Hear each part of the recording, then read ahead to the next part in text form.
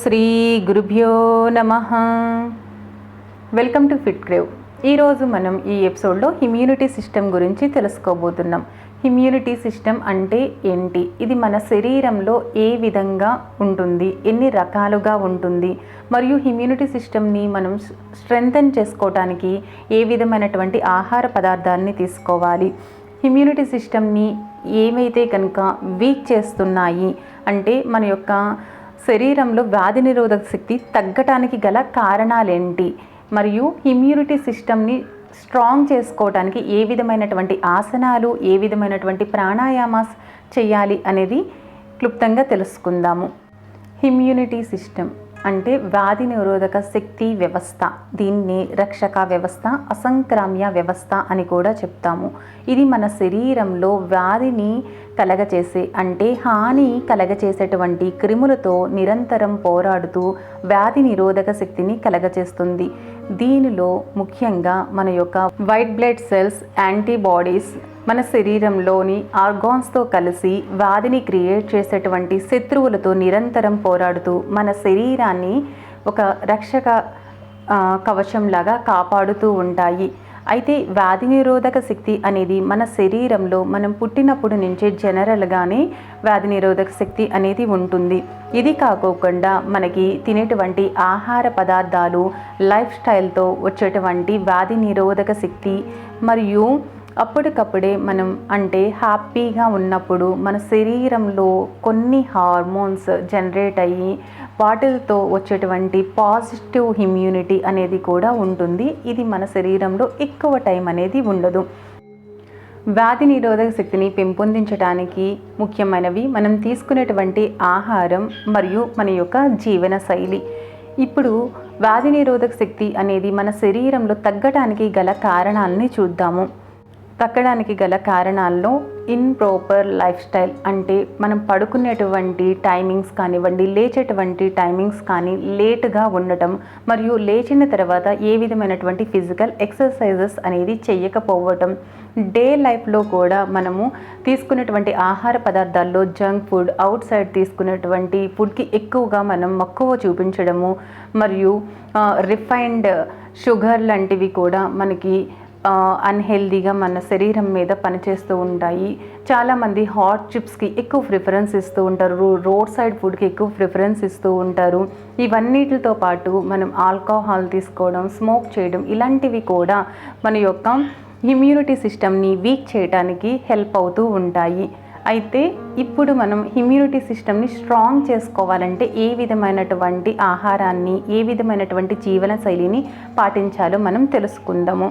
మనం ఎర్లీగా పడుకునేటువంటి ప్రయత్నం చేయాలి. ఎర్లీగా లేచిన తర్వాత మనము ఒక 1 అవర్ మనం యోగాసనాలు కానివ్వండి, బ్రీతింగ్ ఎక్సర్సైజెస్ ఏవైనా మనం చేసుకునేటువంటి ప్రయత్నం చేయాలి. ఇంట్లో మనము ఫ్రెష్గా ఉన్నటువంటి ఫ్రూట్స్, వెజిటేబుల్స్ ఎక్కువగా తినడానికి, మరియు లోకల్లో దొరికేటువంటి ఫ్రూట్స్ని ఎక్కువగా తీసుకునేటువంటి ప్రయత్నం చేస్తూ ఉండాలి. ఇప్పుడు ఎందుకు ఇంతగా మనం డిస్కస్ చేస్తున్నాము అంటే ప్రపంచ దేశాలన్నీ ఇప్పుడు ఎదుర్కొంటున్నటువంటి సమస్య కోవిడ్-19. ఈ కోవిడ్-19 సమయంలో మనము ఎక్కువగా ఇమ్యూనిటీని జనరేట్ అయ్యేటువంటి, క్రియేట్ చేసేటువంటి ఫుడ్ ఐటమ్ మీద మనం ఫోకస్ చేస్తూ ఉండాలి. అవి ఎక్కువగా మనం వైటమిన్ సి అనేది దొరికేటువంటి సిట్రిక్ యాసిడ్ ఫ్రూట్స్ అన్నిటిని కూడా మనం తీసుకునేటువంటి ప్రయత్నం చేయాలి. ఇంకా vitamin A, vitamin E, B6, zinc, ఇవన్నీ కూడా ఎక్కువగా మనకి దొరికేటువంటి ఫ్రూట్స్ని, ఎక్కువగా దొరికేటువంటి వెజిటేబుల్స్ని మనం తీసుకునేటువంటి ప్రయత్నం చేస్తే మన యొక్క ఇమ్యూనిటీ సిస్టమ్ అనేది మనకి ఆటోమేటిక్గా స్ట్రాంగ్ అవ్వటం అనేది జరుగుతుంది. దానితో పాటు ఎవరైతే కనుక ఇప్పుడు కోవిడ్-19తో ఇబ్బంది పడుతూ ఉన్నారో వాళ్ళు, మరియు వ్యాధి నిరోధక శక్తి కొంతమందికి చూస్తే చాలా తక్కువగా కూడా ఉంటుంది. అంటే వీళ్ళకి ఈజీగా ఏమైనా కానీ ఫ్లూస్ త్వరగా రావటం అనేది జరుగుతుంది. ఇలాంటి వాళ్ళు కానీ చేసుకోదగినటువంటి సింపుల్గా మనం బ్రీతింగ్ ఎక్సర్సైజెస్ మరియు ప్రాణాయామ ఆసనాలు ఇప్పుడు మనం తెలుసుకుందాము. ఇప్పుడు మనం ఈ విధంగా స్టాండింగ్ స్థితి నుంచి 2 చేతులని కూడా ఛాతీ దగ్గరగా తెచ్చుకుని ఫింగర్స్ని ఇలా లాక్ చేసుకోవాలి. ఇక్కడ నుంచి మనం శ్వాసను తీసుకుంటూ మన యొక్క అరచేతులు 2 కూడా ఆకాశాన్ని చూసే విధంగా పైకి తీసుకుని వెళ్తూ మన యొక్క ఇయర్స్కి బైసెప్స్ అనేది టచ్ అయ్యే విధంగా ఉండాలి. వీలైనంత వరకు మనం శరీరాన్ని పైకి సాగదీసి ఉంచాలి. ఎక్సేల్ చేస్తూ నెమ్మదిగా కిందకి. ఇప్పుడు మనం ఇంకొకసారి ఇన్హేల్ చేస్తూ మన యొక్క చేతితో పాటు మన యొక్క హీల్ని పైకి లిఫ్ట్ చేద్దాము.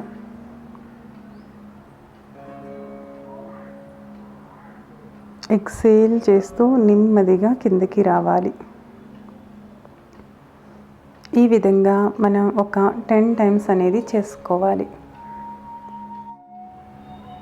ఇప్పుడు మనం త్రికోణాసన్ని ఏ విధంగా చేయాలో తెలుసుకోబోతున్నాం.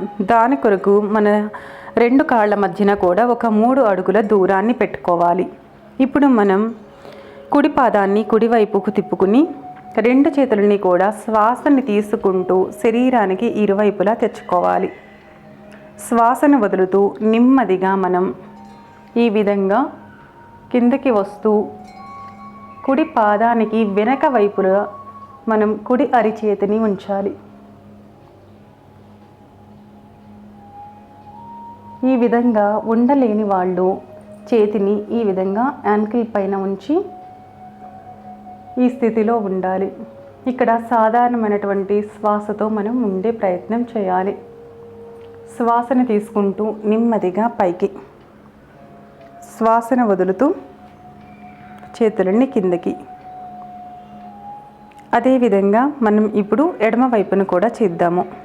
ఎడమ పాదాన్ని ఎడమ వైపుకు 90 డిగ్రీస్కి తిప్పుకుని శ్వాసను తీసుకుంటూ 2 చేతులని కూడా పైకి తీసుకుని శ్వాసను వదులుతూ నెమ్మదిగా కిందకి.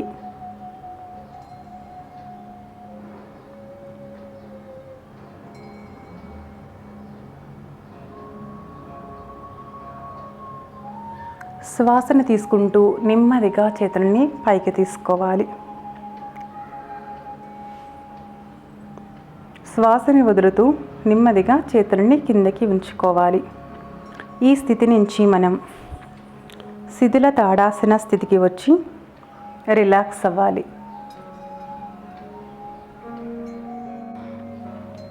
ఇప్పుడు మనం మత్యాసనాన్ని చేయబోతున్నాం. దండాసన నుంచి నెమ్మదిగా మనం ఈ విధంగా ఎల్బోస్ని ఆనిస్తూ ఛాతీని పైకి ఎక్స్పాండ్ చేస్తూ హెడ్ని మనం ఫ్లోర్కి టచ్ చేసి ఉంచాలి. ఈ స్థితిలో మనం సాధారణమైనటువంటి శ్వాసతో ఉంటాము. నెమ్మదిగా శ్వాసని వదులుతూ శవాసన స్థితికి రావాలి. ఆ విధంగా మనకి పైనుంచి చేయలేని వాళ్ళు ఈ విధంగా సుపైన్ పొజిషన్ నుంచి 2 మోచేతుల దగ్గర గట్టిగా ప్రెస్ చేస్తూ నెమ్మదిగా శ్వాసను తీసుకుంటూ ఛాతీని పైకి తీసుకుని వెళ్ళాలి.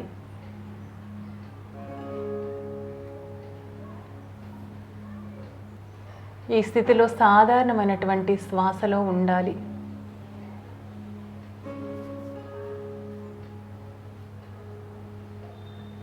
శ్వాసను వదులుతూ నెమ్మదిగా యథాస్థితికి. 2 చేతుల్ని శరీరానికి కొంచెం దూరంగా ఉంచుకొని 2 కాళ్ళ మధ్యన కొంచెం దూరం తీసుకుని శవాసనలో రిలాక్స్ అవ్వాలి. ఇప్పుడు మనం భుజంగాసనాన్ని ఏ విధంగా చేయాలో తెలుసుకోబోతున్నాము.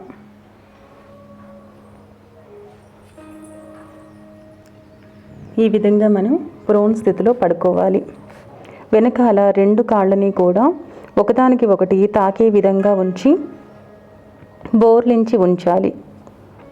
2 చేతులని కూడా అరిచేతులు 2 ఛాతీకి ఇరువైపులా ఉంచుతూ మన యొక్క మోచేతులు 2 మన శరీరాన్ని తాకుతున్నాయా అనే విధంగా ఉంచి శ్వాసను తీసుకుంటూ నెమ్మదిగా పైకి లేవాలి.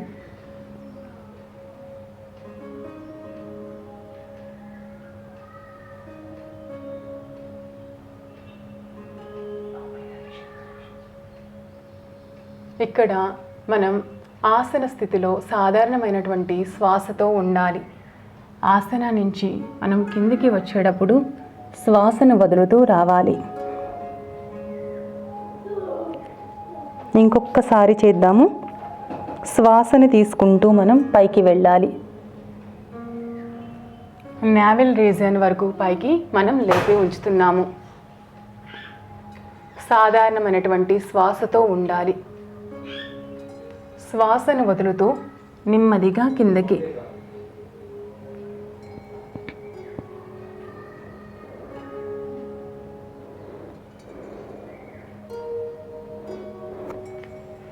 ఇక్కడ మనం ఈ విధంగా ఒక చేతి మీద ఇంకొక చేతిని పెట్టి ఫోర్ హెడ్ పెట్టి 2 కాళ్ళ మధ్యన కాస్తంత దూరం తీసుకుని మకరాసనంలో రిలాక్స్ అవ్వాలి.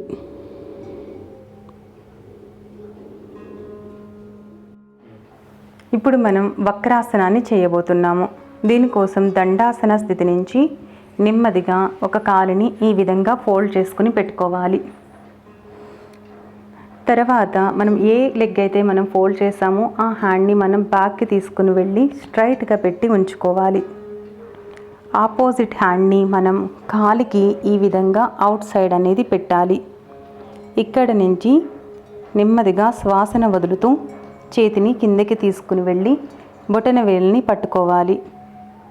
ఈ విధంగా అనేది మనం పట్టుకోలేనప్పుడు ఇలా మన యొక్క ప్యాంట్ని పట్టుకుని కూడా మనం చేసుకోవచ్చు. ఈ స్థితి నుంచి శ్వాసని నెమ్మదిగా వదులుతూ వెనక్కి చూడాలి. ఈ యొక్క స్థితిలో సాధారణమైనటువంటి శ్వాసతో ఉండాలి.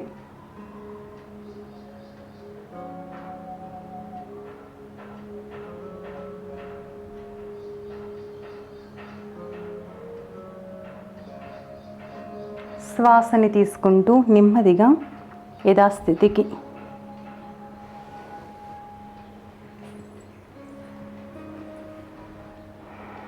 అదేవిధంగా మనం కాలిని మార్చి కూడా చేసుకోవాలి.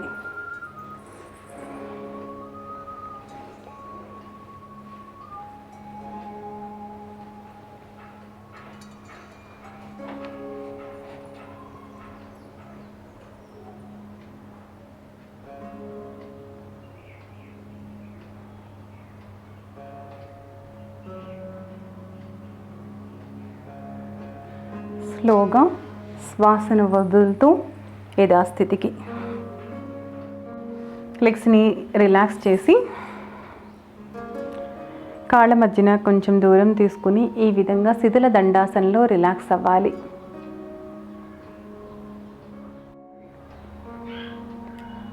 ఇప్పుడు మనం శశంకాసన కొరకు ముందుగా మనం వజ్రాసన స్థితికి రావాలి. లెగ్స్ని ఫోల్డ్ చేసుకుని పాదాల మీద ఈ విధంగా కూర్చోవాలి. ఇక్కడ నుంచి మనం శశంకాసన కొరకు 2 చేతుల్ని కూడా సైడ్ నుంచి శ్వాసని తీసుకుంటూ పైకి తీసుకుని వెళ్ళాలి. శ్వాసను వదులుతూ నెమ్మదిగా వెన్నుని వీలైనంత వరకు సాగతీస్తూ ఫోర్ హెడ్ అనేది నేలకి ఆనే విధంగా ఉంచాలి. ఈ స్థితిలో మన యొక్క చేతులు అరచేతి నుంచి మోచేతి వరకు రిలాక్స్ అవుతూ ఉంటాయి. ఇక్కడ మనం సాధారణమైనటువంటి శ్వాసతో ఉండాలి.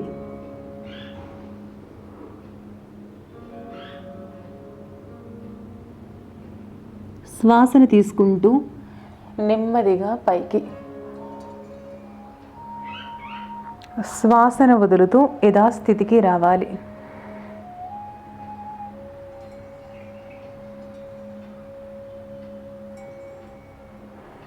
ఇప్పుడు వజ్రాసనాన్ని రిలీజ్ చేస్తూ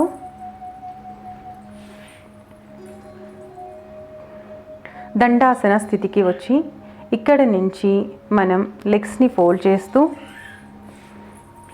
ప్రాణాయామం అనేది ఏ విధంగా చేయాలో చూద్దాము. నాడీ శుద్ధి ప్రాణాయామ. ఈ ప్రాణాయామం కోసం వెన్నుని నిటారుగా పెట్టుకుని ఎడమ చేతిని చిన్ముద్రలో ఉంచుకుని కుడి చేతిని నాసికా ముద్రలో ఉంచుకోవాలి.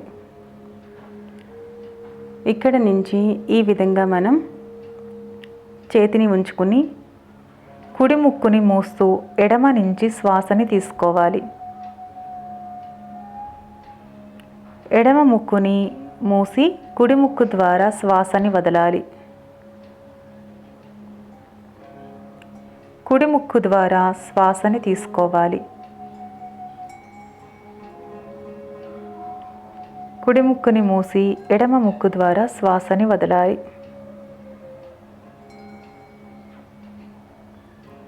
ఇక్కడ మనం ఆల్టర్నేట్ నాస్ట్రల్ ఇన్హలేషన్ మరియు ఎక్సలేషన్ అనేది చేస్తూ ఉన్నాము.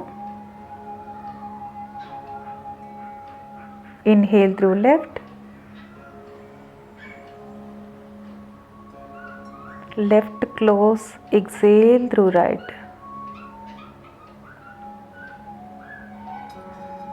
సేమ్ రైట్ నుంచి ఇన్హలేషన్,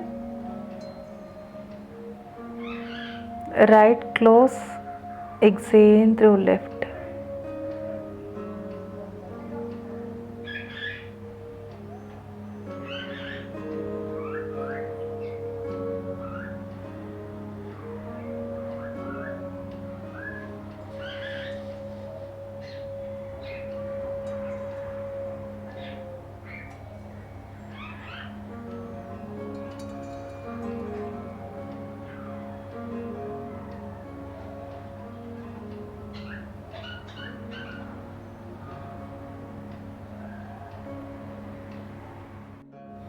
ఈ విధంగా మనం నాడీ శుద్ధి ప్రాణాయామాన్ని 6 to 12 సైకిల్స్ వరకు చేసుకోవాల్సి ఉంటుంది.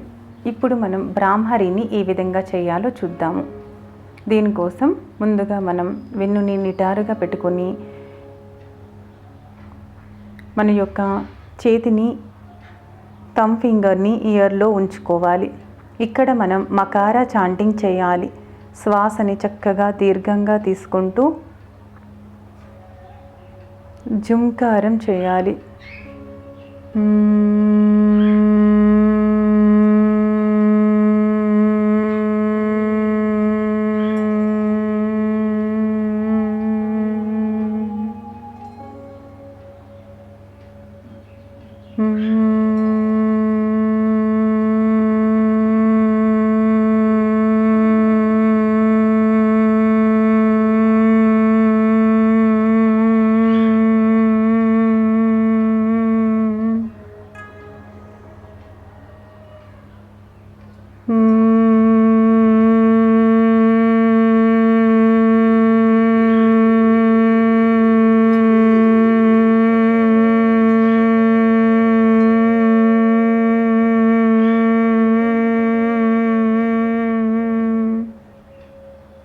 రిలాక్స్.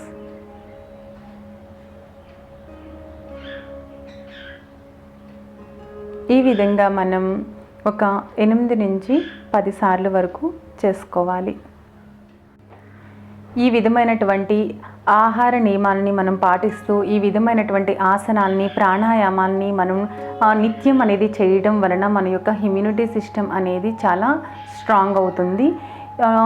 అనవసరంగా మనం బయటికి వెళ్ళడం అనేది తగ్గిస్తూ ఇంకా నిత్యావసరంగా మనం వెళ్ళాలి అనేసి అనుకుంటే కనుక మాస్క్ని ధరించడం, శానిటైజర్ని క్యారీ చేయడం, సోషల్ డిస్టెన్స్ని మెయింటైన్ చేయడం అనేది మర్చిపోకండి.